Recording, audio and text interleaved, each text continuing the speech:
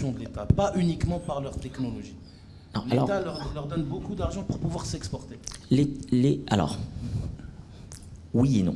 Alors, aujourd'hui, il n'y a pas de mal à subventionner une industrie pour qu'elle se développe dans un pays qui vend à ses propres habitants.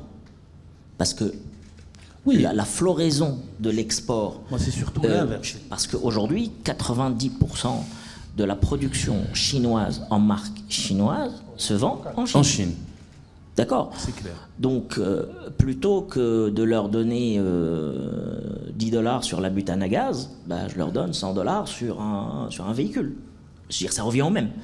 Maintenant, là où c'est borderline, c'est quand cette subvention ne va pas au client final, mais à l'outil de production ou à la matière première qui sert à fabriquer un véhicule moins cher qui s'exporte. Et c'est pour ça que l'Union européenne a fait toute une enquête là-dessus et a taxé un certain nombre de groupes, entre guillemets. Bon, maintenant, il y a un parti pris là-dedans, on y reviendra.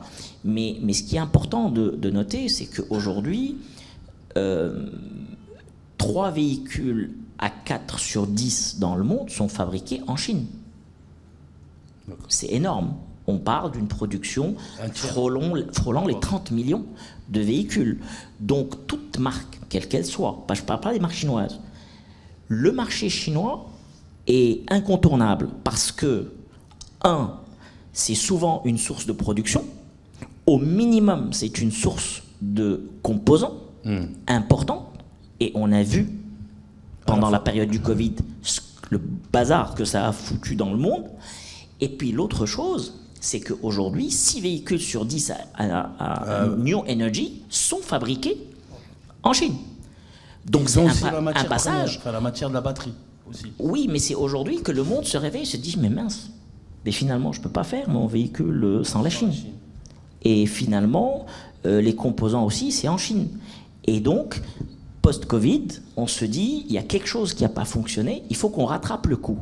Oui, mais ça, c'est le résultat de 40 ans, comme je disais. Donc, rattraper le coup, on va mettre les barrières, très bien, on le voit, mais est-ce que ça va arrêter l'expansion chinoise? La réponse est non.